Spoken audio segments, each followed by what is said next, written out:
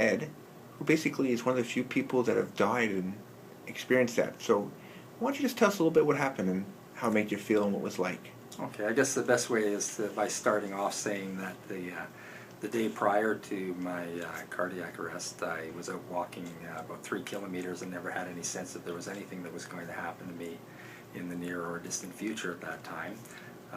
I did have a rather atypical chest pain and came to the hospital and was lucky enough to be in the emergency department when my cardiac arrest, the VFib arrest, occurred. I had an awareness that I was losing consciousness. It felt like the life was literally draining out of me, sort of like water emptying from a bucket. And I was aware at that point that I was going to lose consciousness, and I actually called out to the medical team that I was going to have an arrest.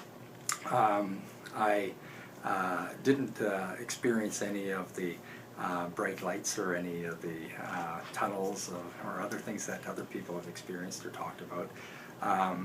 But I did have a sensation of peace, and when I was resuscitated, I was reluctant to rouse, I guess because I was in a somewhat more comfortable state than I was before I had my arrest. And coming out of my arrest, it was really one situation where I was very hungry for air, and I quickly became rather nauseated and threw up.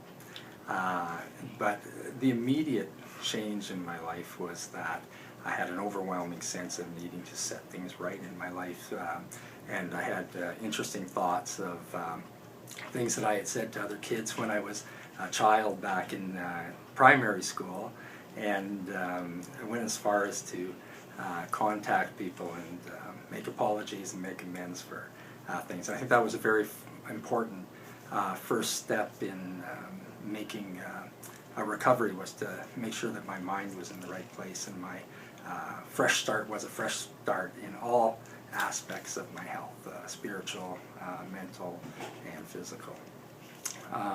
Shortly after that, I had enrolled in the cardiac rehab program, which I had done, and found that this was a good incentive to move forward and adopt a healthier lifestyle. And I was very compliant with my medications and did what Dr. Curnow told me to do all these years. And it's now 13 years since I had my MI, and what had happened prior to my rehab was that I had an open heart surgery, and I've had no major issues since that time, aside from some big life and career changes, which have all been very fortunate for me. So in retrospect, looking back, was practicing medicine and working in surgery, and I made a career shift to palliative care, and I think in some ways framing the cardiac arrest and heart attack as a good and useful experience has actually led me on the path I've taken, so no regrets about it happening. Having happened, I'm just glad that I've made the changes I've made. That's a remarkable story. When you see people go through crisis, either makes them better people or they get caught up in fear and they can't move on and things of nature. You've done such a wonderful job of making yourself a better person and making others, people around you, better.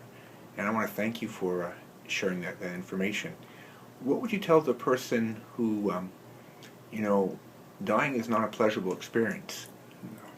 No, dying's not a pleasurable experience, but it isn't necessarily the final experience. I think that whatever people keep in their minds, they must keep in mind that no matter how bad things get, no matter how adverse and horrible the sensations they experience in the moment, there will be better moments, and people will laugh again. They will have fun again, and they will have a good life if they keep that in their mind. Someone once told me, and I'm myself included, most of us worry about things that never happen, and how to control our inner selves and things of that nature. You've done a remarkable job, and very inspiring, and it's been a pleasure, and I'm glad to hear that you're going to be moving to Australia to a new career and things of that nature. Who would have thought that would have happened a number of years ago?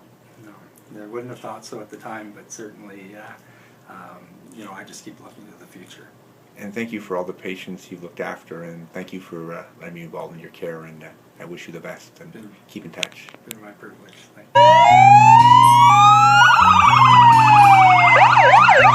you.